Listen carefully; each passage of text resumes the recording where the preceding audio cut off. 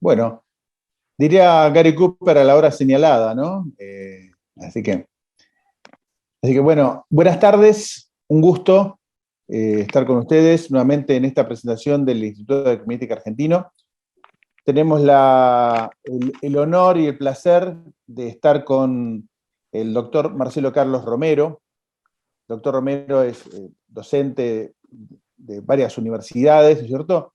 Y particularmente una cuestión que quiero resaltar, ¿no es cierto? Una de las mejores personas que conozco, ¿no es cierto? Y uno de los mejores fiscales, ¿sí? Tiene esa coherencia de instrucción que he tenido el gusto con el que he tenido el gusto de trabajar, ¿no es cierto? Y esto es una cuestión, a algunos les llama la atención, ¿no es cierto? Porque cada uno nos hemos conocido en nuestras distintas funciones, yo como policía, él como fiscal, ¿no es cierto? Y sin embargo hemos entablado una hermosa amistad, ¿no es cierto?, de respeto y gracias precisamente al ejercicio de nuestra profesión, ¿no?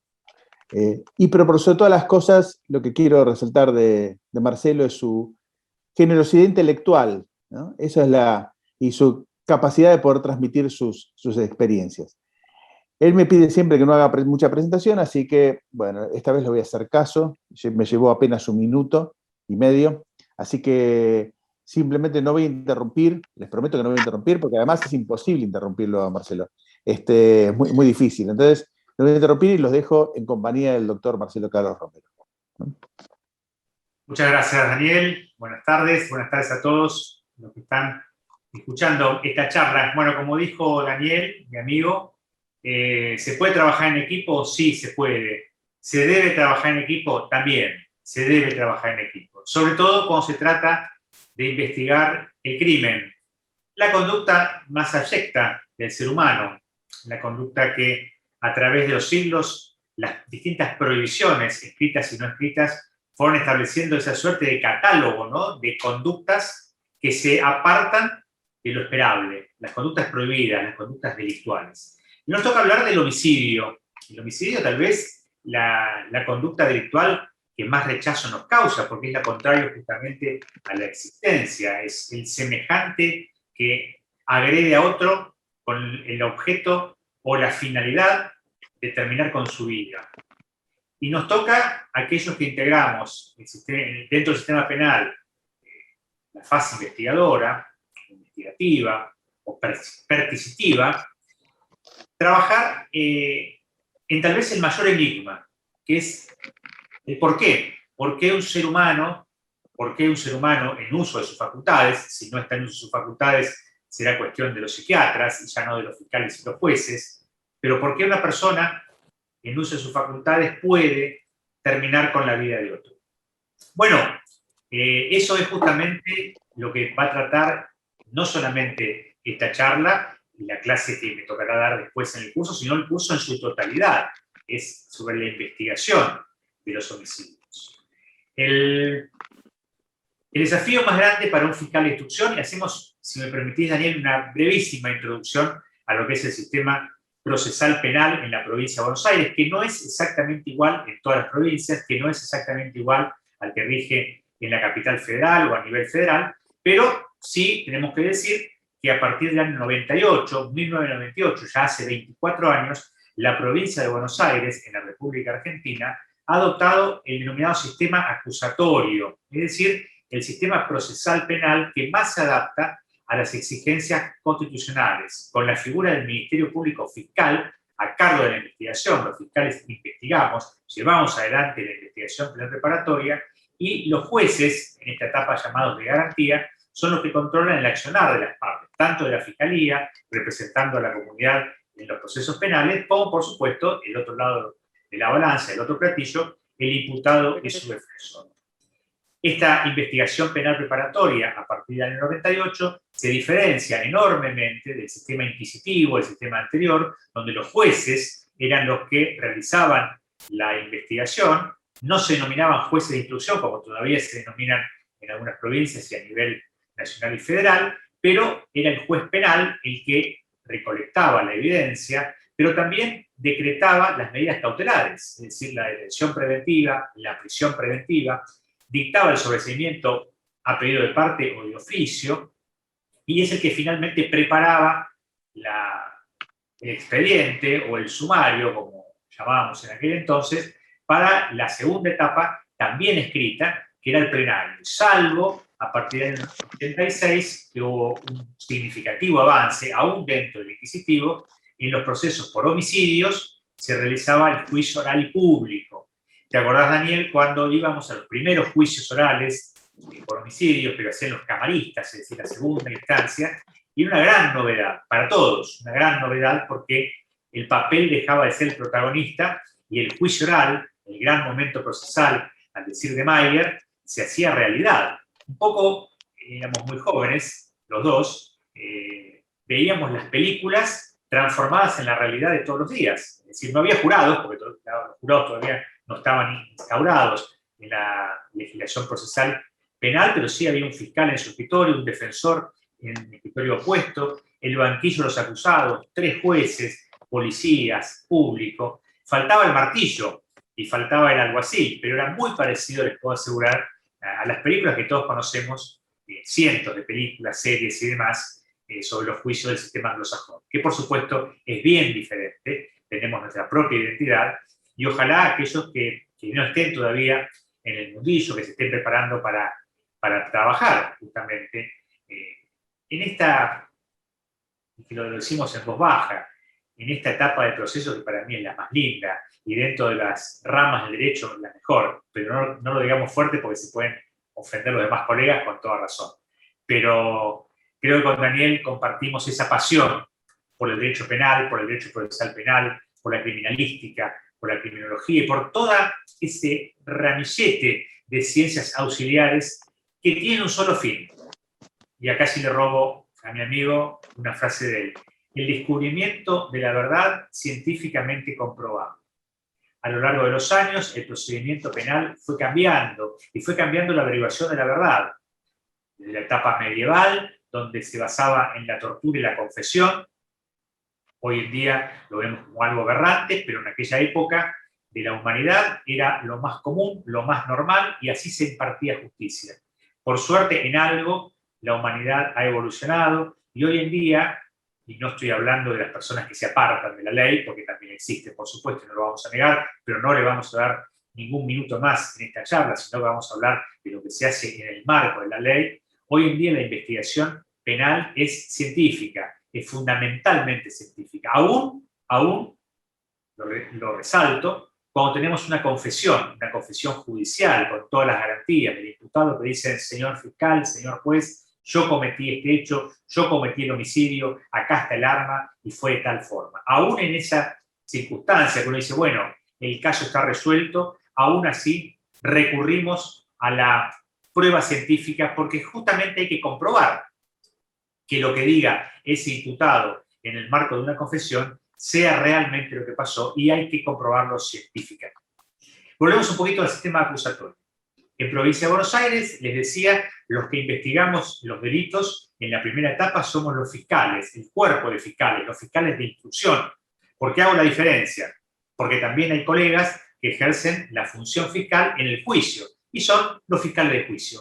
U otros colegas que ejercen la función fiscal en la etapa final del proceso, que es la ejecución penal. Se llaman fiscales de ejecución, porque trabajan justamente con la persona ya condenada, cumpliendo la pena privativa de libertad y controlando que la misma sea conforme a lo que los jueces que finalmente decidieron se cumpla tal y cual quede en ese veredicto y en esa sentencia. Pero volvamos a la primera etapa, la etapa de instrucción, que es la que estoy ocupando hoy, ya en los últimos meses de mi carrera. Estoy muy cerca del retiro, y así que espero que si me escapa una lágrima de emoción, la sepan disculpar.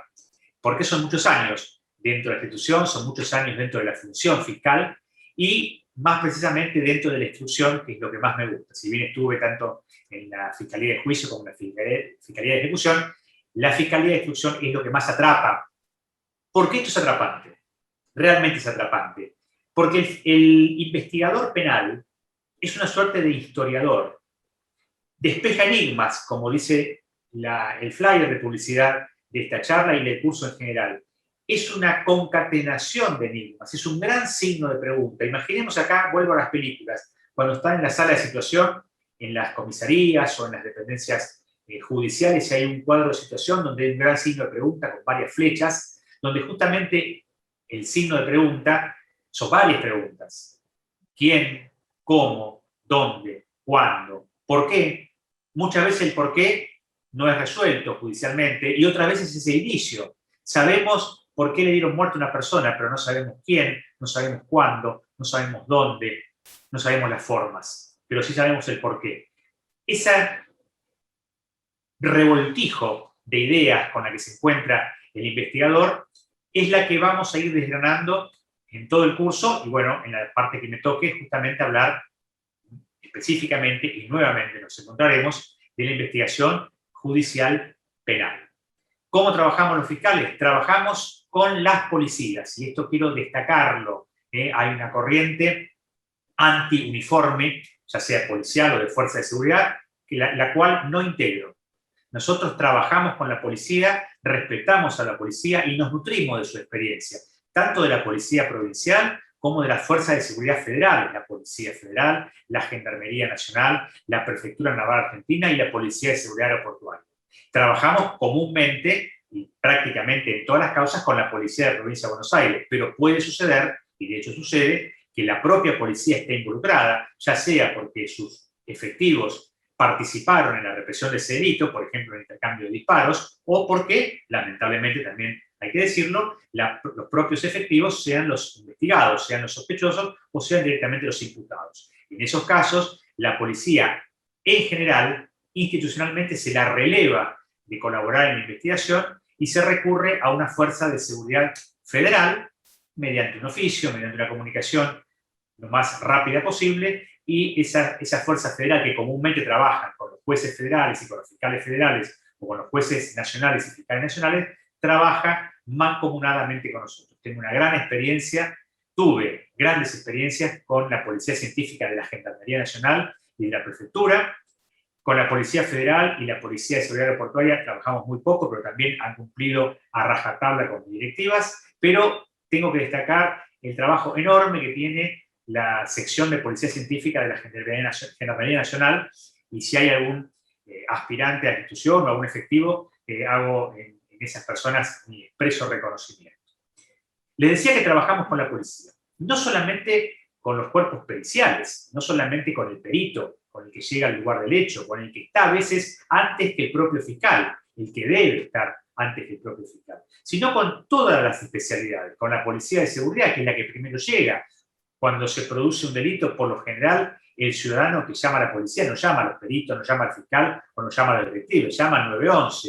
El primero que llega es el patrullero, el motociclista, la bicicleta o el caminante, el uniformado, el que tiene que cerrar la escena del crimen y transformarla en un lugar sagrado. Es decir, ahí no tiene que entrar o salir si llega a ver a un sospechoso, absolutamente nadie, ni siquiera el fiscal, ni siquiera el juez. Es una lucha eterna que tenemos y que tiene fundamentalmente Daniel Salcedo con todos sus alumnos a lo largo de estos años, y sé que todavía no lo logró. Yo no lo logré. No logramos que los policías, que los detectives, los peritos no, porque los peritos son los que justamente nos dan esas instrucciones, pero que los propios fiscales o los secretarios invadamos, ¿te han dicho?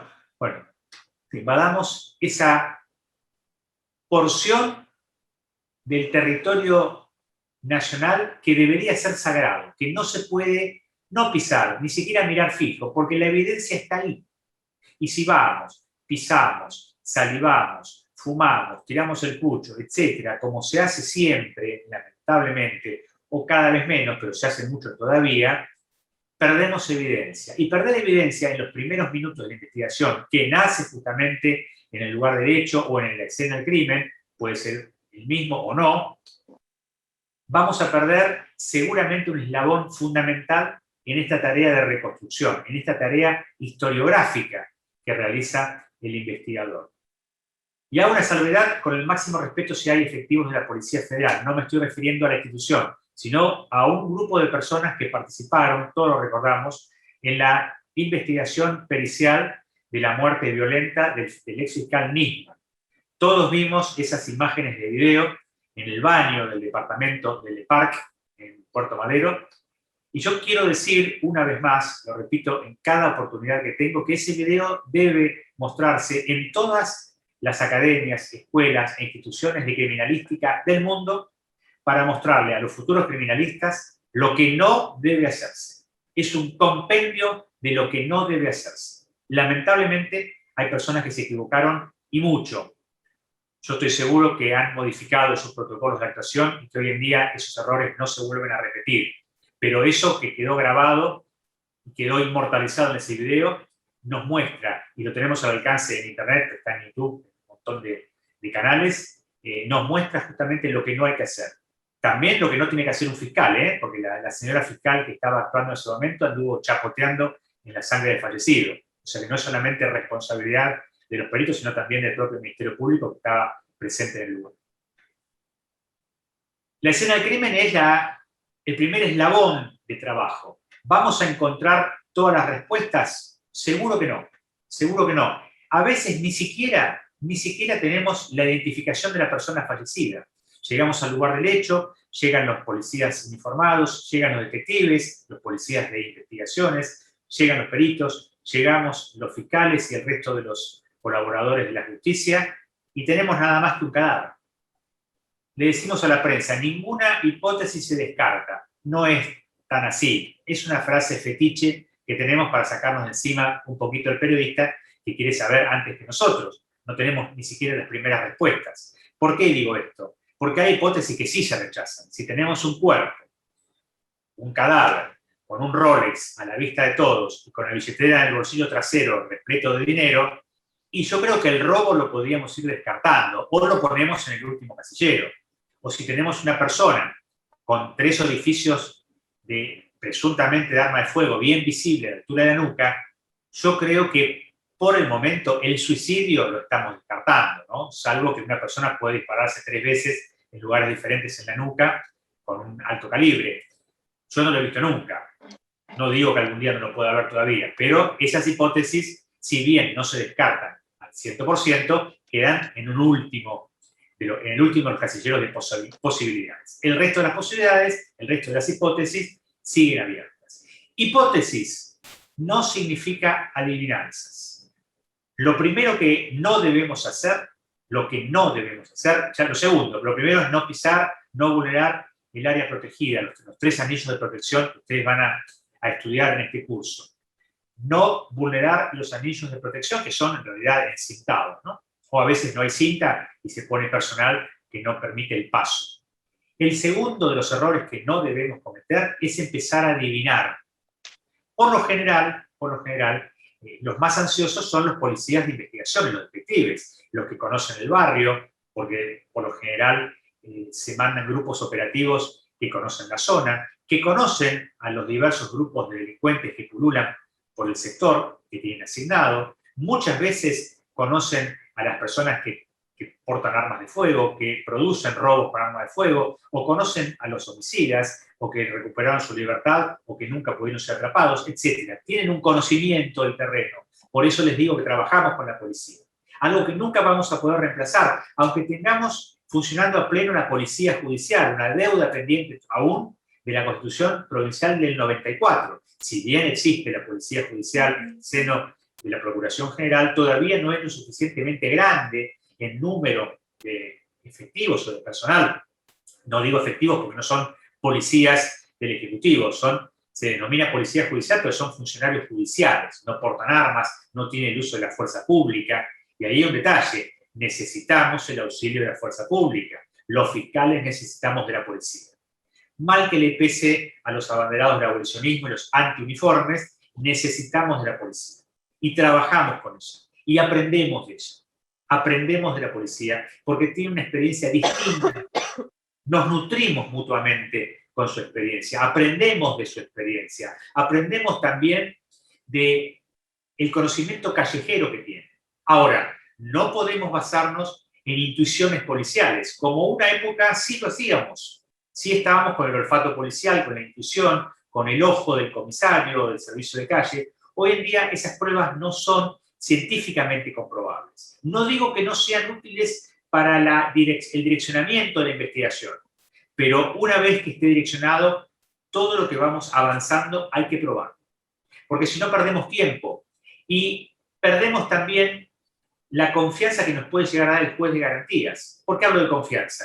Porque muchas veces, por el respeto mutuo que tenemos con los magistrados adjudicantes, los que deciden si van a hacer lugar a un allanamiento, si van a hacer lugar a una interceptación telefónica, de redes sociales o de cualquier forma de comunicación telemática, muchas veces los elementos que le presentamos son escasos, pero el juez conoce nuestra forma de trabajar, sabe que somos respetuosos de las garantías constitucionales y nos da cierta amplitud en sus decisiones, las primeras decisiones, para que podamos seguir trabajando y seguir arrimando evidencia a la investigación. Ahora, si le vendemos humo al juez de garantías y si le vamos con dimes y diretes que se pueden dar en una mesa de café, que se pueden dar en una charla como esta, podemos tirar ideas, podemos hacer una suerte de lluvia de ideas, pero eso no puede darse ya cuando la investigación esté en desarrollo.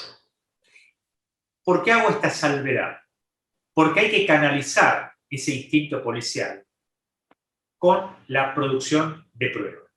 No alcanza con decir, mire doctor, me dicen al oído, me parece que son los Riveritos, los Aloncitos, los Gonzalitos. ¿Quiénes son estos muchachos? No, es una bandita que se dedica a robar, están enfierrados en el lenguaje policial, están con armas, son pesados, son picantes, han disparado un par de veces. Bueno, estúdienlos, fíjense. Ahora, no nos casemos con esta idea, que a veces viene también de algún informante, que a veces viene de algún vecino que a su vez le tiene bronca a estos pibes porque causan desmanes en el barrio, y la investigación en esos casos se ensucia, la investigación en esos casos se perjudica, la investigación en esos casos, y en la mayoría de los casos, nos lleva a vías muertas, y tenemos que retroceder y empezar nuevamente de cero.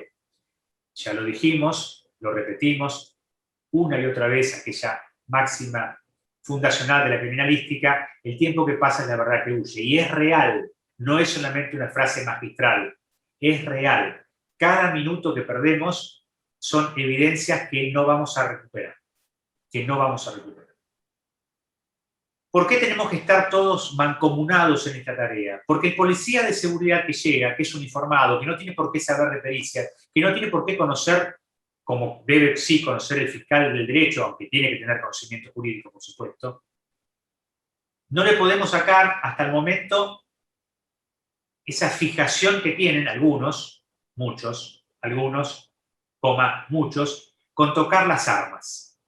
Hay un arma en el lugar del hecho, sobre todo las pistolas, la que tiene almacén cargador y corredera, y el policía va, saca el almacén cargador, corre la corredera hacia atrás, va a la redundancia, y saca los proyectiles y los pone en fila, y le saca una fotito. No sé quién les enseñó eso, sinceramente no lo sé. Y cuando uno le pregunta, dice, no, doctor, porque se puede disparar. ¿El qué se puede disparar? ¿El arma? No, jefe, el arma no se dispara sola.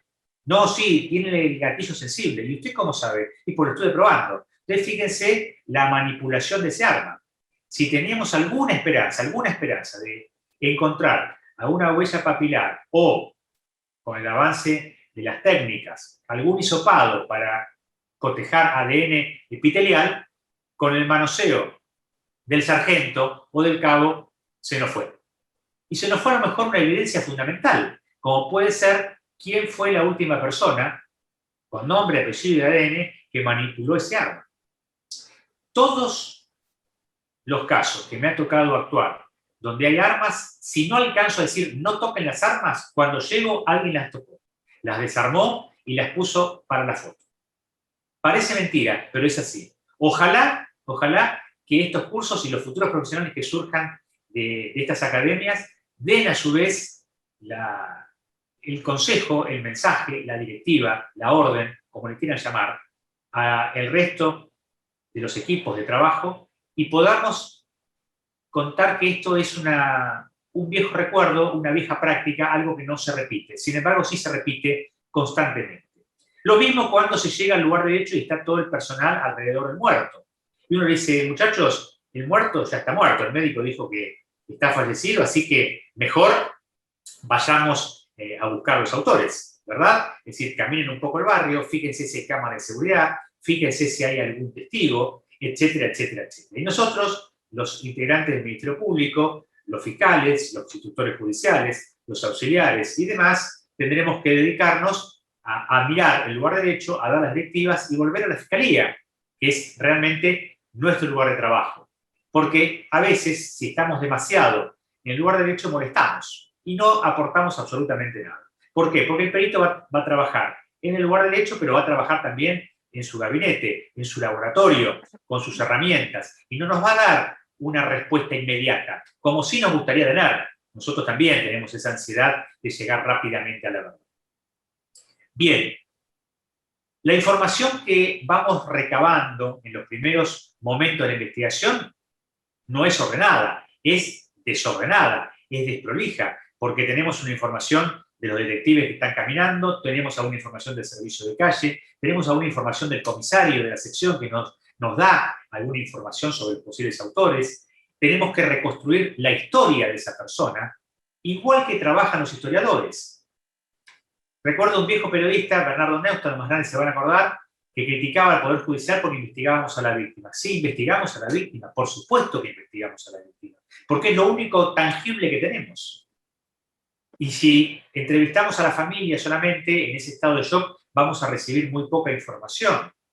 Si está la madre viva, nos va a decir, mi hijo era buenísimo, el mejor ser de la tierra, no se metía con nadie, tenía amigos, solamente amigos, no tenía enemigos. Lo mismo va a decir el papá, lo mismo va a decir su esposa, lo mismo van a decir sus hijos, lo mismo van a decir los vecinos. Los argentinos no somos personas que nos comprometamos mucho con lo que es el trabajo oficial, ¿no? Y no estoy hablando de ser testigo de homicidio, estoy hablando de ser testigo de un choque sin heridos en la calle.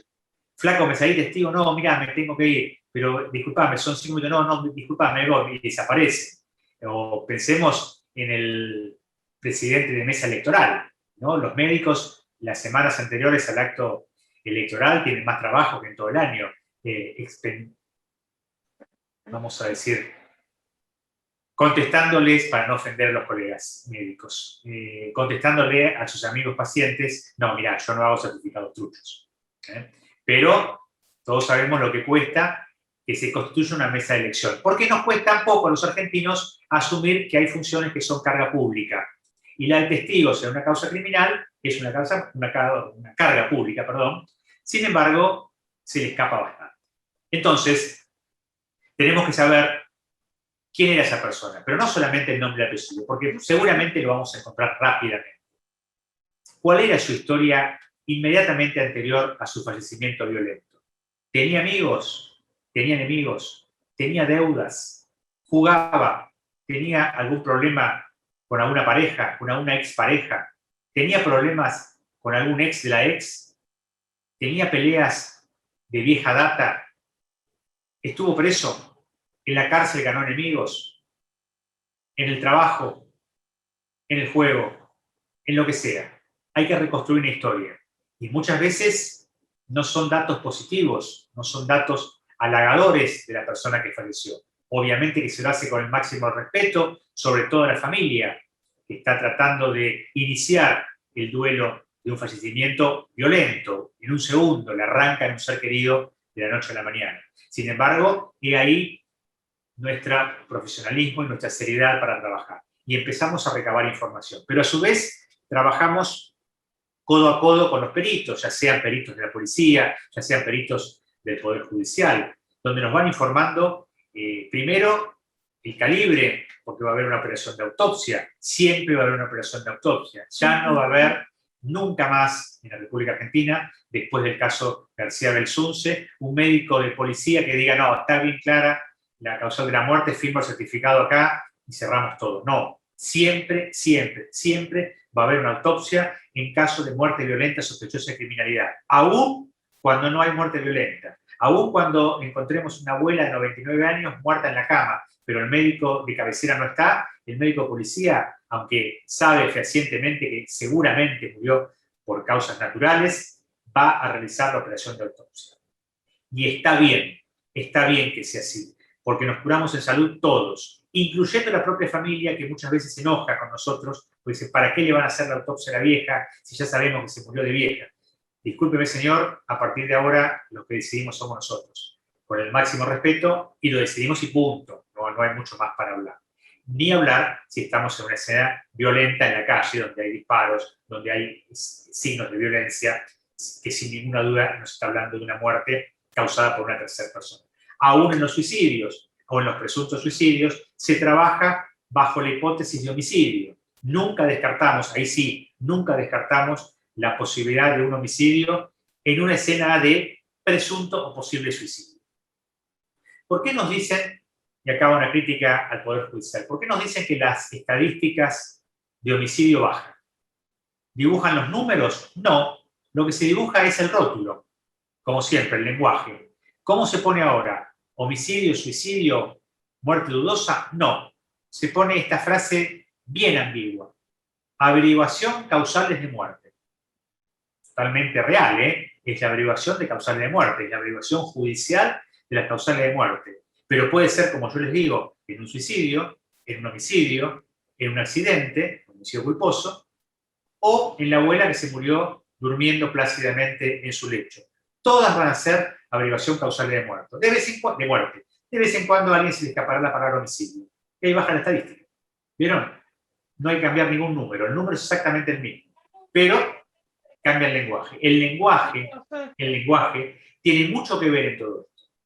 El lenguaje tiene mucho que ver en todo esto. Y tenemos que ser extremadamente, y valga la cacofonía, estrictos, extremadamente estrictos con el lenguaje técnico, con el lenguaje jurídico, y cuando tenemos alguna duda tenemos que tener comunicación fluida.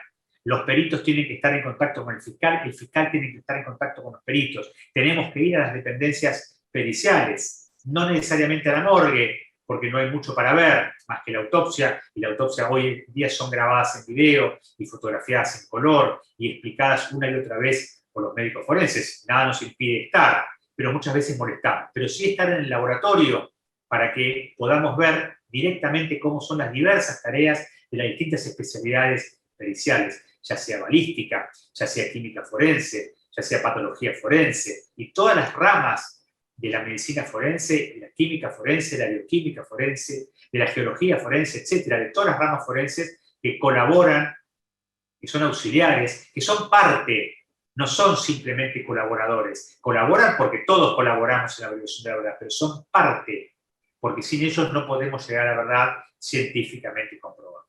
Ese intercambio fluido que tenemos con los peritos debe ser permanente. Permanente. ¿Por qué? Porque no se va a acabar la investigación con la detención del imputado. Tampoco va a terminar con la prisión preventiva. Ni siquiera con la elevación a juicio. Estoy hablando de los grandes hitos procesales de la investigación penal preparatoria. Porque muchas veces en el juicio oral, cuando nos confrontemos con la defensa y la defensa confronte el trabajo de la fiscalía y se oponga al trabajo de la fiscalía, por eso hablamos del contradictorio, porque contradice el trabajo nuestro. Y está bien que así sea, porque si no, no sería un servicio de justicia, sería un servicio de venganza oficial.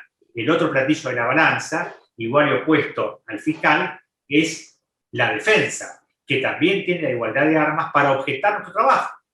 Fíjense todos los distintos obstáculos que tenemos. No solamente el no perder evidencia por propias torpezas nuestra o de nuestros auxiliares, nuestros colaboradores o nuestro equipo, sino también por la mejor habilidad de la defensa que va a objetar nuestro trabajo, no solamente en la investigación penal preparatoria, sino también en el juicio oral, el gran momento procesal, como dice el maestro Mayer y su discípulo Winkler, el gran momento procesal, porque la investigación penal preparatoria no es otra cosa que la reunión de la evidencia. Importantísimo, ¿eh? No es simplemente armar una carpetita, como nos decían los codificadores en el 98. ¿Te acordás, Daniel? Que decían que la IPP iba a ser simplemente una carpetita, una libretita reuniendo evidencia. No. Nada de eso. La investigación penal preparatoria es fundamental para que haya un buen juicio oral. Y siempre digo lo mismo. Para el peor crimen, el mejor juicio. Para el peor criminal, el mejor defensor. Y para que haya justicia, el mejor fiscal, el mejor defensor y los mejores jueces.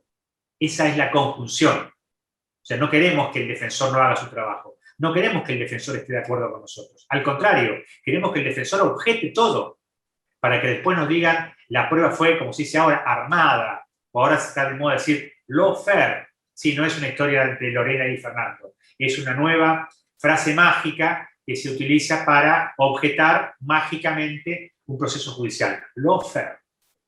Suena lindo. No, no es eso la investigación penal preparatoria. La investigación penal preparatoria es trabajo científico adaptado a la averiguación de la verdad, a la averiguación histórica de los acontecimientos. ¿El fiscal puede dar marcha atrás en una investigación penal preparatoria y retomar un camino que había abandonado? Sí, puede hacerlo, debe hacerlo. ¿Por qué? Porque si bien somos parte, no somos imparciales, el único imparcial es el fiel de la balanza, el juez, o los jueces del tribunal, o los jueces de casación, o los jueces de la corte. Las partes, los platillos de la balanza en el símbolo universal de la justicia, somos parciales, por eso somos parte, de ahí viene la palabra parcial.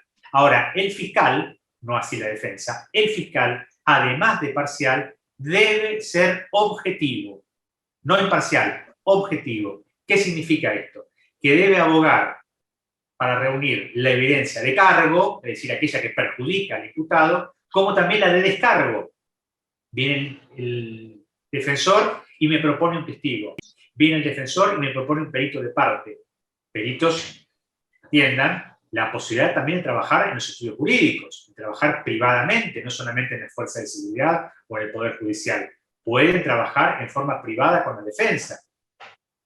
Les puede causar escozor, decir, pero ¿cómo voy a trabajar a favor del delincuente? No, van a trabajar a favor de la ciencia, para que no haya abusos por parte del fiscal, para que no haya errores por parte del fiscal y sus colaboradores, para que haya una voz disonante. Por si ustedes tienen alguna opinión divergente con la del perito oficial, con el perito que propone la fiscalía, lo puedan oponer frente a los jueces. Fíjense lo que pasó en el caso Maldonado, que hace poco se cumplió, creo que estos días se cumplieron años del hecho.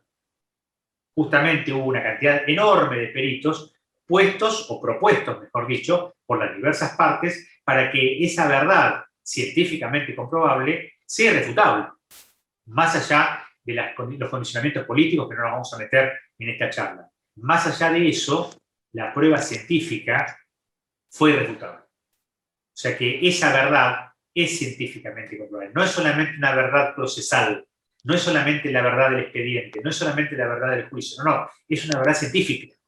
Y si la queremos objetar una y otra vez, van a estar las notas de los peritos, va a estar la autopsia filmada, van a estar las muestras de ADN, van a estar las grabaciones en los estudios patológicos, etcétera, etcétera. Se va a poder reconstruir una y otra vez. La autopsia es un hecho que no se puede repetir, pese a que existen las reautopsias, nunca va a ser como la primera vez, cuando en la mesa de Morgagni el médico forense con el método de la copa de champán haga el corte tradicional en forma de Y. No va a ser lo mismo una reautopsia, no va a ser lo mismo una exhumación de ese cuerpo. No vamos a encontrar, o no van a encontrar los expertos, lo mismo que encontraron en una primera autopsia. Pero esa autopsia hoy en día se graba en video, se fotografía, se graba en la voz del propio forense que está trabajando y sus colaboradores. O sea que se puede una y otra vez recrear, se puede recrear, no reproducir, pero sí recrear, una y otra vez, y se puede mirar una y otra vez, y se puede analizar una y otra vez, y queda archivado. Hoy en día la tecnología nos permite eso. Hace muy poco tiempo atrás, y digo muy poco tiempo, estamos hablando por 30 años, pero en la historia de la humanidad es un soplo, o menos que un soplo, todo esto no se podía hacer.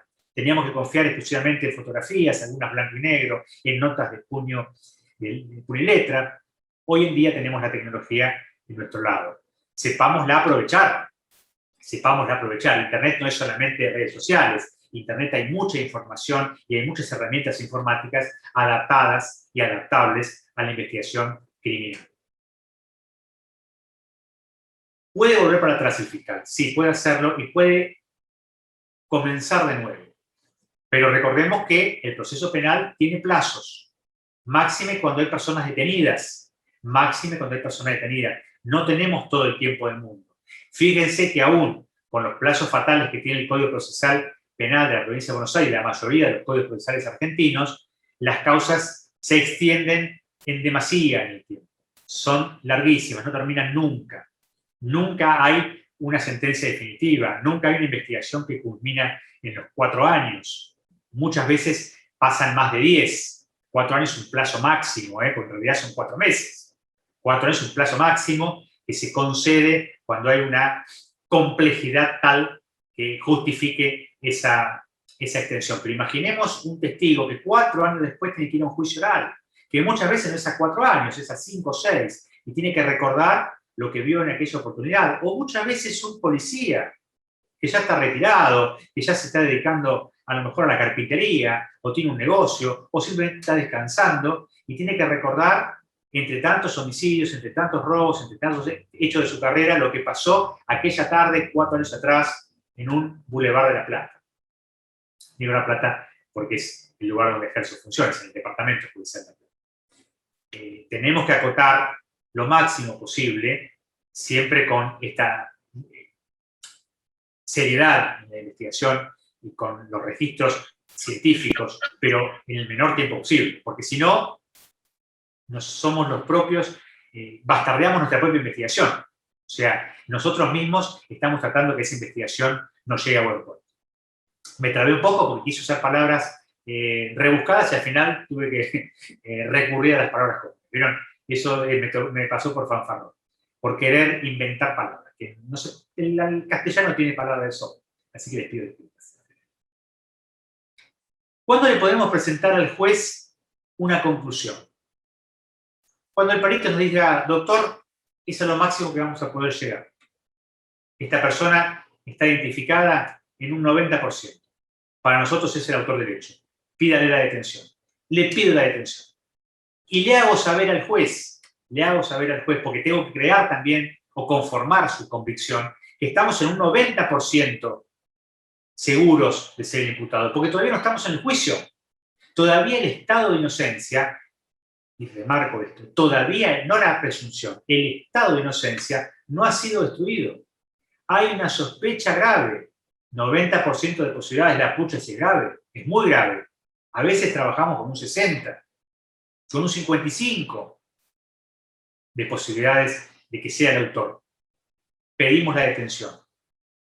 No nos dan la detención, pedimos una restricción de apartamiento de su domicilio, o que cada vez que tenga que salir de su domicilio dé aviso al juzgado. Es decir, trabajamos desde lo jurídico para que esa persona no eluda el accionar de la justicia, para que esa persona no pueda alterar lo que estamos todavía trabajando, que son los elementos de investigación, que no pueda ir a apretar un testigo, que no puede amenazar un perito.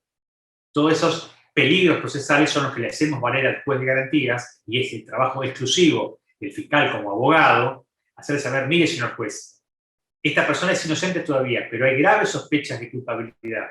Tenemos estos peligros procesales que se enumeran de tal forma: esta persona tiene antecedentes, esta persona es violenta, esta persona suele apretar a los testigos, corresponde que esté detenido, o por lo menos corresponde que esté con un arresto domiciliario, o por lo menos corresponde tal limitación a su libertad ambulatoria.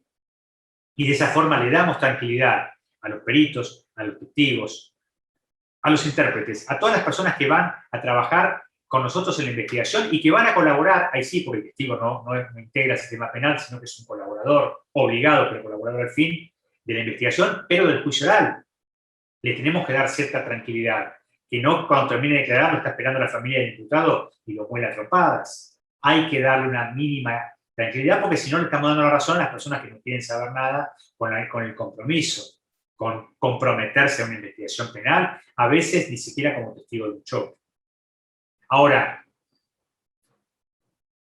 ese estado de inocencia que solamente alcanzó el grado de sospecha, si queremos lograr una condena, tenemos que pasar varias etapas más y llegar a la convicción, ya no sospecha, a la convicción de culpabilidad. Hay que destruir el estado de inocencia. Fíjense el trabajo. No es simplemente decir los jueces, y me parece que es fulano, y la verdad que tiene antecedentes, y no es un buen chico. No sirve nada de eso. No sirven los antecedentes. Muchas veces nos dicen los vecinos, ustedes saben quiénes son los delincuentes, ¿por qué no los van a buscar? Señora, el señor que usted dice podrá ser delincuente, podrá tener un historial criminal grande como la vieja guía de teléfonos, no, si me cae el documento, como la vieja guía y de teléfonos, pero en este hecho en particular, todavía no hemos comprobado su responsabilidad. Los antecedentes van a servir para el día de mañana al dictado de una sentencia. Podrán servir para el dictado de una cautelar, es decir, una prisión preventiva o una prohibición de acercamiento, pero no van a servir como tales para destruir su estado de inocencia, porque en este caso todavía es inocente. Fíjense la responsabilidad que van a tener todos ustedes como peritos, sean peritos de parte, sean peritos oficiales, sean peritos transitorios, sean asesores técnicos. Muchas veces las partes no presentamos un perito, pero sí presentamos un asesor técnico que está sentado con nosotros en la fiscalía o está sentado con nosotros en el estado del juicio oral para que nos aconseje qué preguntar, cómo preguntar y cómo repreguntar cuando viene el perito a declarar. ¿Qué preguntarle? O lo podemos consultar permanentemente sobre los alcances de un trabajo pericial. No de pericia, sé que no se dice pericia, el peritaje, eso lo aprendí, porque pericia es justamente la habilidad del perito, es el peritaje, el trabajo pericial, el documento que nos elevan, es justamente el opus del fiscal, del perito, el trabajo terminado, después de muchas noches y muchos días de trabajo intenso, de investigación en el gabinete, en el laboratorio, en la morgue. Ese trabajo se va uniendo a la evidencia y el fiscal tiene que construir un caso. Cuando construye un caso, puede presentárselo al juez. Antes no. No le podemos vender humo al juez. Si la policía está apurada por cuestiones políticas, tenemos que ponerle un freno. Se le explicará al comisario, se le explicará al jefe departamental, se le explicará al ministro de Seguridad, si fuese necesario. Porque muchas veces el policía está apurado por sus propios superiores, porque a su vez está apurado por la política, porque a su vez está apurado por la prensa, porque a su vez está apurada la prensa y la política y todo lo demás por la presión social. Pero el apuro, muchas veces, y no estoy hablando de extender las causas al infinito, pero el apuro en los primeros momentos de la investigación juega en contra, perjudica la investigación y el defensor sabe qué está haciendo, está esperando, sentado como estoy yo ahora, mirándonos trabajar, haciendo las cosas a los apurones, olvidándonos de notificarlo de alguna diligencia bajo pena de nulidad, olvidándonos de respetar a rajatabla, subrayo, a rajatabla la cadena de custodia, anotando en su libretita de defensor y objetando la prueba que hicimos 2 años atrás en el juicio oral. Y los jueces van a estar obligados a aclarar nulo todo, el juicio y la investigación pleno preparatoria. Y cuando querramos volver a empezar, tal vez el hecho va a estar prescripto. Fíjense los peligros de apurarse, no de ser ágiles en la investigación, no de ser efectivos, de apurarse por presiones externas. La única presión que podemos tolerar, que debemos tolerar, es la de nuestra conciencia. Ni la política, ni la mediática, ni la social. Y eso hace nuestra responsabilidad. Debemos cumplir nuestra tarea como corresponde, porque por algo ejercemos esta función a la que nadie nos obligó a estar. Por algo juramos defender la Constitución y la ley y los principios profesionales de cada especialidad. Ahora, es la única presión que debemos soportar y a la que nos debemos rendir. La presión de nuestra conciencia y la de nuestro juramento. ¿Se puede enmendar un error en la investigación? A veces sí, a veces no. Si violamos la cadena de custodia, esa prueba va a caer por la teoría del fruto envenenado. Va a caer, aunque se haya hecho todo bien, aunque nadie haya tenido intención de falsear nada.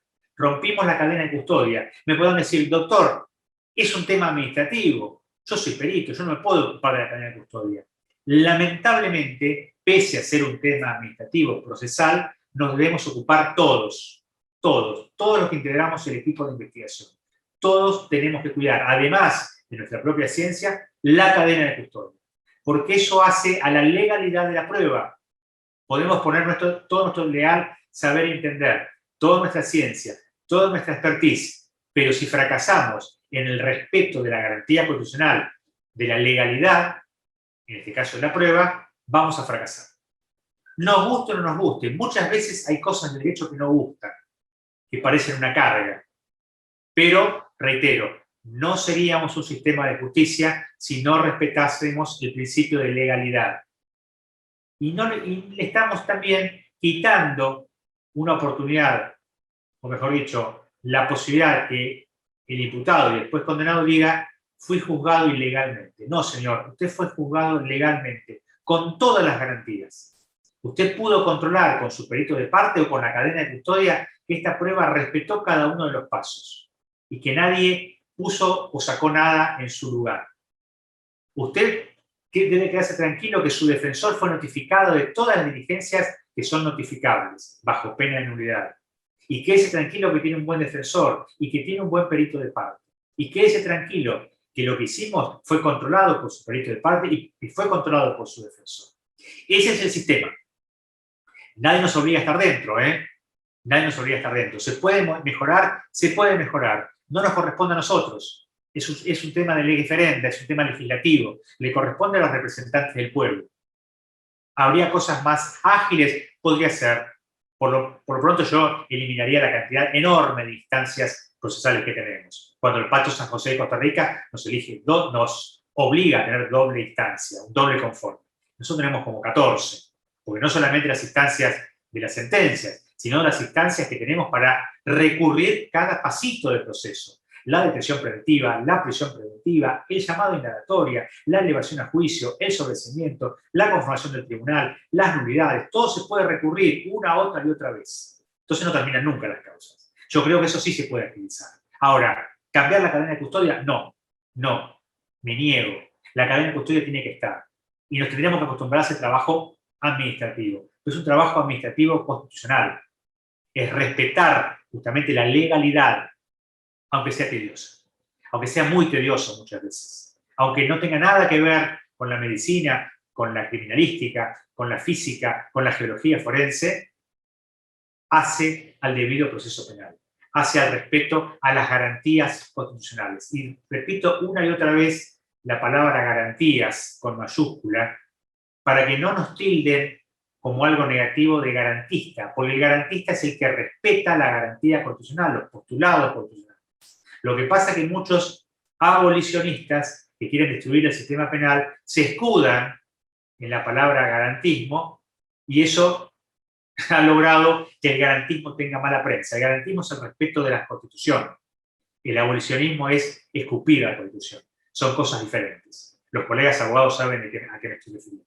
Y también a las personas que enarbolaron este falso discurso. Quedan unos 8 minutos, Daniel. Si estás de acuerdo, me gustaría escuchar a los alumnos, no solamente preguntas, sino objeciones. Vamos practicando, hagamos una mini práctica. Hagan de cuenta que están hablando con el fiscal de instrucción, que ustedes están trabajando en esta causa. ¿Cómo pueden objetar lo que yo acabo de decir? Si no hay objeciones, no importa. Pero vayan acostumbrándose que van a tratar con los magistrados, que por lo general tenemos una soberbia sobredimensionada. El estrado que tienen los juzgados, ¿vieron ese pequeño escenario donde están los jueces? Parece que nosotros tuviésemos en la vida común de todos los días, caminamos 10 centímetros por sobre encima del suelo. Entonces váyanse acostumbrando al abogado que es fanfarrón, por naturaleza, el abogado que sobreactúa, porque así nos formaron. En la Facultad de Derecho, los que son abogados lo saben, es enciclopedista, nos hacen creer que sabemos derecho, pero a su vez que sabemos economía, sociología, psicología, antropología, criminalística, criminología, etcétera, etcétera. Y gracias sabemos un poquito de leyes. Pero el abogado está en todo. No hay discusión donde no haya un abogado. Sabemos de fútbol, de básquet, de tenis, de submarinos, de naves espaciales, de vuelos intercontinentales, de volcanes, de todo. Sabemos de todo. Entonces, váyanse acostumbrando también a este mundo forense. Váyanse acostumbrando que en los juicios orales los van a sentar en el medio y los van a ametrallar a preguntas. Y va a haber sobreactuaciones. Discúlpeme, doctora, ¿cuántos años tiene usted de experiencia en la medicina forense? ¿Cuántas autopsias hizo? Con voz impostada, masticando las palabras. Y los jueces, cuando se ponen celosos de que los fiscales y los defensores preguntamos bien, preguntan ellos y hacen preguntas en terminología técnica, que a veces no corresponde lo que quiere decir. Es así, la hoguera de las vanidades. ¿Es un defecto? Sí, lo es. pero no lo vamos a cambiar en este curso y tampoco lo vamos a cambiar en los próximos años. Tal vez, ojalá, las próximas generaciones se vayan tranquilizando un poquito y esto vaya cambiando. Mientras tanto, este es el terreno de juego en el que van a estar. No se asusten. Nadie se come los chicos crudos, ¿eh? Hay mucha sobreactuación y hay mucha impostación. Fíjense que hasta hay cursos actorales para los juicios orales, me parece una exageración, como dicen los chicos, un montón, pero bueno, al que le parece bien para desarrollar su oratoria o el lenguaje no verbal, el lenguaje gestual, y con un actor. No le saquemos trabajo a nadie, pero me parece una exageración. Pero el que lo quiera hacer, lo puede hacer. El perito no necesita ningún trabajo de actuación, el perito necesita estar firme, con la vista al frente, la vista a los jueces, contestándole a uno y a otro de las partes y sin intimidarse. No se intimiden, no somos más que ustedes. Tenemos sí una responsabilidad y una autoridad estatal. No tenemos poder, palabra que le gusta a los políticos. No tenemos poder. Si bien integramos el poder del Estado, tenemos una autoridad que nos da la ley y la Constitución. La Constitución y la ley. Pero nada más que eso. Gracias por su atención, por su respeto. Y Daniel, no sé si es de moderador, los escucho por el chat. Sí, no sé cómo... claro. Hay simplemente un comentario. Un viejo jurista muy conocido, el doctor Carro, decía que un magistrado tiene que tener calle, esquina y cortada, y si sabe derecho, mejor, ¿no es cierto? Decía, por esta omnicomprensión que pretenden muchos, ¿no es cierto? Pero bueno, es así. Acá hay un comentario que hace, que me parece muy pertinente, que dice justamente Julio Cantarino, a quien conozco, de la licenciatura en criminalística del Poder Judicial de Chubut, en este momento, perteneció a la policía, y dice que la cadena de custodia es el punto más débil de la investigación. Acota esto.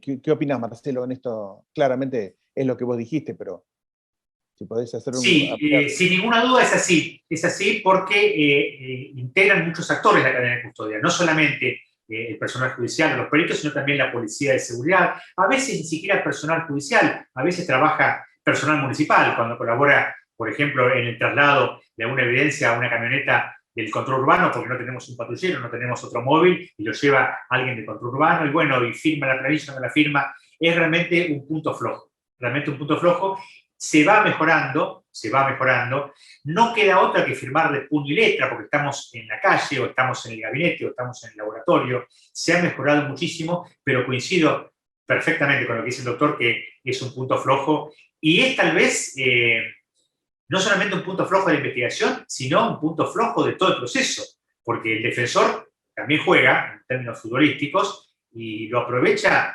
en el momento oportuno, ¿no? Ya sea en la etapa intermedia o en el propio juzgado. Compartimos.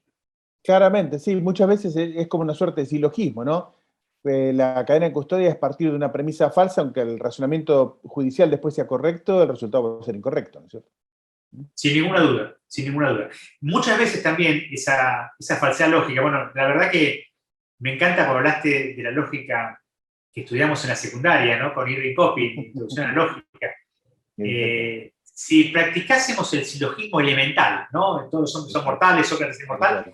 Si practicáramos el silogismo elemental, la tabla de verdad elemental, no la elevada, no la compleja, la elemental, la que se estudia en la secundaria, los procesos penales serían diferentes. Porque no partiríamos de premisas falsas. Muchas veces hay mucha presión a la policía por parte de la superioridad, por parte de la política, por parte de la prensa y de la comunidad en general, que se extiende también al Poder Judicial, y nos apuramos para llegar a un buen puerto con las mejores intenciones, pero partimos de premisas falsas, porque a lo mejor partimos de lo que dijo una vecina: este muchacho estaba en cosas raras, y a lo mejor no estaba en cosas raras, a lo mejor se juntaba a tomar cerveza en la esquina y lo único raro es tomar cerveza en la esquina, y el homicidio viene por otro lado. No sé si soy claro por el ejemplo, ¿no? Un ejemplo burdo. Pero partir de una premisa falsa en los primeros pasos de investigación es letal. Sí, muchas veces se dice que se esclarecen los hechos, pero precisamente lo que no sucede es que se prueban debidamente, ¿no es cierto? Claro, se sabe cómo es, pero no se lo prueba. Y ese es el gran fallo de la investigación, ¿no? Claro, porque exactamente, esclarecer un hecho no significa probarlo. Para el policía puede estar esclarecido. Y el policía medio como diciendo: bueno, doctor, ahora le toca a usted. Este es el imputado, trabájelo. Y está bien que sea así. Está bien que sea así, porque el policía tiene que seguir con otros hechos, no puede estar permanentemente dedicado a nuestro homicidio, sino que a su vez tiene un homicidio por día que le corresponde a otro fiscal, a otro juez, con un librito diferente. O sea que yo no critico eso. Esclarecer un hecho no es probable. Está muy bien la diferenciación y creo que hay que anotarlo en el cuadernito esto. Esclarecer un hecho no es probable. Perfecto. Por supuesto. Acá Maximiliano Ríos dice, Maximiliano Ríos, Maxi, ¿cómo estás ante todo? ¿Cómo estás? Espero que muy bien. Un viejo conocido de la Universidad de la Policía Federal. El doctor Romero, ¿cómo interpreta cuando se subsana la ruptura de la cadena de custodia por argumentación de hecho y prueba? Pregunta Maximiliano. Bueno, en el caso del sistema acusatorio todo depende del juez de garantías, ¿no? Si se subsana la cadena de custodia y el juez considera, el fiscal primero, ¿no? Obviamente, avalándolo, el juez considera que no se violaron las garantías constitucionales, que no hubo alteración de la defensa en juicio y que la defensa puede, de una u otra forma, comprobar una y otra vez que esa cadena de custodia solamente se rompió por una cuestión administrativa, yo estoy de acuerdo. Nosotros tenemos la tranquilidad como fiscales del sistema acusatorio que tenemos el contralor permanente del juez de garantías. O sea, uno se acuesta tranquilo cuando pide una detención sabiendo que lo revisa un juez. No es solamente una decisión propia como puede ser en el caso de los jueces de instrucción. En el caso del juez de instrucción, la pregunta del doctor es un poco más compleja, porque es él el que tiene que resolverlo y no queda otra revisión más que la instancia superior como en la Cámara, ¿verdad? En el sistema acusatorio realmente los fiscales tenemos esa tranquilidad de espíritu, donde hay no solamente el contralor nuestro, el contralor del Ministerio Público, sino el contralor de la Judicatura de Garantías. No sé si le alcanza la respuesta al doctor con esto. Es distinto en el sistema acusatorio que en el sistema de disciplina. Exacto. Y de alguna manera se ata a otra pregunta que hace Valentino Paunesa, que dice, pregunta el doctor, para vos, Marcelo, dice, ¿el fiscal de juicio y ejecución llega con el mismo conocimiento de la causa que el fiscal de instrucción? Básicamente llega con la misma, no con el mismo conocimiento, ¿no es cierto? Pero sí desde el punto de vista de las garantías, ¿no?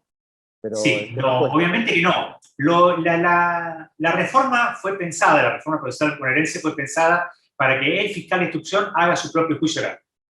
Obviamente que después los números y cantidad de causas resultó imposible. Porque yo hoy que estoy de turno tendría que estar pensando en un juicio oral mañana. Realmente imposible. Entonces se dividió la función. El fiscal de ejecución ya no conoce casi el expediente porque no trabaja con el expediente. Ya hubo una sentencia pasada a autoridad de cosa juzgada y la persona está cumpliendo una pena. Lo que está analizando el fiscal de ejecución es el contralor de las garantías para la comunidad. Representa a la comunidad para que esa persona que está cumpliendo una pena la cumpla en debida forma y también opine, dictamine, como somos los fiscales que dictaminamos, en todas las etapas previas a la extinción de la pena que tiene el Código de Ejecución Penal. También en el 98, esto no lo dije, hubo un cambio radical en el proceso penal, en la judicialización de la ejecución. Antes era exclusivamente administrativa. Se dictaba la sentencia, se llamaba al servicio penitenciario y decía, nos vemos en 20 años hasta el pedido de libertad condicional. Hoy en día, aún la ejecución penal es contradictoria. Claro, perfecto. Bueno, una cosa que te quiero decir que ha sido una charla federal sin lugar a dudas porque hay gente de La Pampa, gente de Chubut, gente de Mendoza, no me quiero olvidar de nadie, ¿cierto? Porque se me van a ofender y no quiero aprender, pero bueno, están de muchísimas partes de nuestro país, de la ciudad de La Plata, por supuesto también, ¿no es cierto? Tenés tu propio club de fans, esto ya podríamos hacer un programa de radio si se quiere después de esto, ¿no es cierto? Porque tenemos todas las condiciones para llevarlo adelante. ¿Cómo no? Aparte, ahora que me estoy retirando voy a tener más tiempo, así que va a ser un placer. Y lo que sí les digo, agradecer, acá estoy diciendo una cantidad enorme de mensajes. Lo que les quiero decir a todos los que están presentes en la charla es que estoy a disposición absoluta de todos ustedes. Por intermedio de Daniel Salcedo pueden contactarme por email o por teléfono, como sea, para cualquier tipo de dudas. Obviamente también nos vamos a ver en la clase, creo que con todos ustedes. Y a disposición siempre, los fiscales tenemos que estar a disposición de los peritos, no solamente en las causas que trabajamos juntos, sino siempre a disposición, porque hay dudas permanentes. De hecho, nosotros vamos a la asesoría pericial, vamos a la policía científica, convocamos al perito a despacho para aprender, para preguntar, para saber qué preguntar, aunque parezca mentira. Le preguntamos al perito en la investigación penal preparatoria ¿cómo le podemos preguntar esto? ¿Para qué? Para que sea en un lenguaje llano, para que los jueces lo puedan entender. No para que sea una charla entre nosotros y pavonearnos a ver quién usa el término más rebuscado. No, porque el juicio oral es oral y público. Está representado el pueblo en el público. Y el público, el pueblo, tiene que saber de qué se trata, utilizando las palabras patrias. Tiene que saber lo que estamos charlando entre audiencia y audiencia. O sea que este contacto, que hoy en día se da a través de la plataforma de Zoom, y que es un poquito no tan fluida, que sea fluida, y aún cuando esté retirado, bueno, ese contacto que siga existiendo, con la humildad que no tengo, ¿no? Porque humilde no soy, pero acá hago el esfuerzo. Estoy a la absoluta disposición en lo que acá sí, humildemente puedo aportar. Así que quiero agradecer, Daniel, como siempre, Bueno, la posibilidad que me das. Sí, por favor. Al Estar contrario. acá y... Como dicen, me reproduzco lo que dicen todos acá. Excelente tu exposición. También hay gente, no quiero dejar mencionar, hay gente de Santa Fe, la provincia de Santa Fe, gente de la provincia de Córdoba, ¿no es cierto? De Chubut, me vuelven a mencionar. Así que realmente muy Bueno, un bien. honor para mí, Y, hay varios aspectos, bueno, esto daría para muchísimo más, muchos de estos aspectos los vamos a abordar en el curso de Sí. investigación de homicidios, ¿no es cierto? Que es también una de las cuestiones que es fundamental, ¿no es cierto?, para la parte pericial, que es qué pedir, cómo pedirlo y a dónde, ¿no es cierto? Estas cuestiones, o sea, que muchas veces nos pregunta el magistrado, ¿cómo le pido las cosas? Pero además, ¿qué pedir, ¿no es cierto? ¿A dónde pedirlo? ¿Dónde derivar? Porque del indicio y la evidencia lo tenemos que elevar luego al rango de prueba jurídica y para eso la interconsulta en los distintos laboratorios, ¿no es cierto? ¿Cuáles son los puntos de pericia en la derivación de estas evidencias? Eso es fundamental, ese es el valor esencial, ¿no?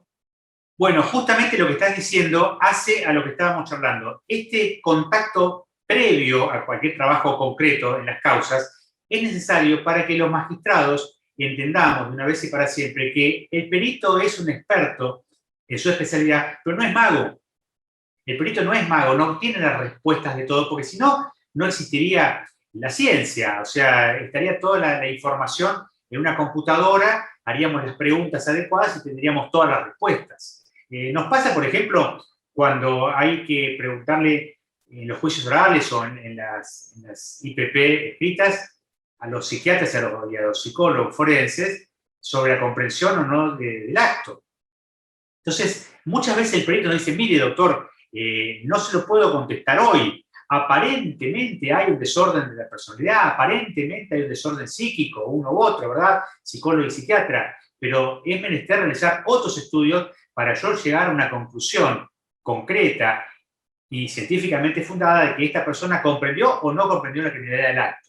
Y los fiscales muchas veces, o los jueces a veces también, quieren una respuesta inmediata y respuestas que el perito no tiene. Y el perito tiene que decirlo con toda sinceridad. Mire, doctor, no podemos dar una respuesta terminante. No sería serio de mi parte, estoy hablando con el perito, de dar una respuesta terminante. Sí lo va a dar el especialista en ADN, sí lo va a dar seguramente el técnico en dactiloscopía. Es decir, no, este ADN es de fulano de tal. Y hay no sé cuántos millones de posibilidades que no lo sea. Entonces sabemos que es al 99.99999 no sé cuánto, números 9, de que sea él, es él. Ahora, todos los demás, no. Todos los demás, no. Ahora, hay un avance enorme, enorme, no solamente en la ciencia, sino en la tecnología aplicada a la ciencia. Por ejemplo, causa admiración cuando vienen los peritos informáticos, los que analizan las comunicaciones, cómo pueden, sin interceptación telefónica, sin escuchar la comunicación, sin leer un mensaje de texto, un mensaje de WhatsApp, o lo que sea, cómo pueden llegar a identificar al autor por justamente el trabajo de los buscadores y de todo el planteo trigonométrico de antenas y demás, cómo podemos llegar al autor de esa llamada o de ese mensaje de texto. Todos recordarán el terrible caso de Carolina Píparo. ¿Vos te acordás, Daniel? La salidera trágica en la ciudad de La Plata que terminó con la vida de Isidro, su pequeño hijo, y ella se salvó de la muerte de milagro. Y llegamos a los autores, en aquel momento estaban de moda los teléfonos con radio Nextel, se puso en la marca porque ya no existe más. eran los preferidos, tanto de la policía como de los delincuentes. Los delincuentes usaban todos Nextel, creyendo que el PRI, la radio, no quedaba registrado, no impactaban las antenas. Y fueron dejando todo un derrotero, como cuando éramos chicos que juntábamos los puntos para hacer los dibujitos en la revista Biciclo Anteojito, otra vez el DNI, y de esa forma hicieron un mapa de dónde estaba toda la banda.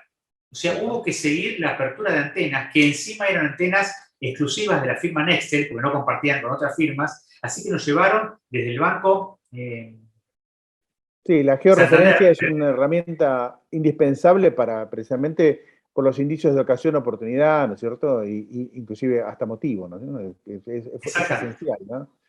Exactamente. Así que bueno, a disposición, si hay alguna pregunta más, algún comentario, alguna crítica, alguna queja. Saludos, saludos desde Bahía Blanca, saludos de San Martín de los Andes, como te decía, hay saludos de varias, tu charla se ha extendido a todo el país, Marcelo. Sí, hemos sido federales. Absolutamente, absolutamente. Muchas gracias a todos. Bueno, si no hay más preguntas, simplemente despedirnos, si te parece. Marcelo, lo dejo en tus palabras.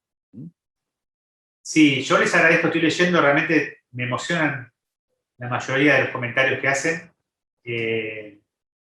Yo simplemente le digo a Daniel, cada vez que me tiene la gentileza de invitarme, le digo, siempre hay más frases, espero estar a la altura, y él me dice, lo vas a estar.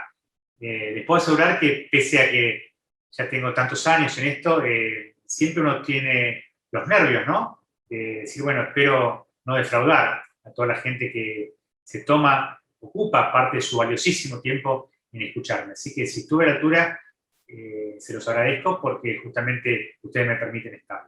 Estoy a disposición, esto es real, no son palabras sueltas. Con Daniel Salcedo hacen el enlace, se pueden comunicar conmigo de cualquier forma. Y espero verlos pronto en la charla y en las próximas charlas también estaré presente escuchando a los demás profesores. Gracias, Daniel, y gracias a todos y a su entera disposición. No, gracias a vos, Marcelo, gracias a todos ustedes.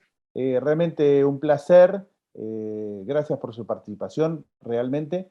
Acá siguen saliendo saludos de Puerto Madryn, de otros lugares, no quiero olvidar de nadie porque se van a ofender la gente, porque mucha gente de Puerto Madryn y acá también de Corrientes. Así que, como ves, es tal cual. Así que simplemente agradecerles la participación. Vamos a estar iniciando en poco tiempo el curso de investigación de homicidios, en el que va a participar activamente el doctor Romero, ¿no es cierto? Y junto a otros profesionales del staff del Instituto de Criminalística Argentino, con el aval siempre de la Asociación Médica Argentina, de la AMA. Así que simplemente agradecerles su participación en el día de hoy, mandarles un afectuoso saludo y, como siempre, ponernos a disposición. Cualquier mensaje o que quieran hacerle llegar al doctor Romero, por supuesto, está el contacto a disposición. Marcelo, un abrazo enorme y nos vemos. Nos vemos pronto. Gracias. Buenas noches y muchas gracias. Hasta luego. Hasta luego.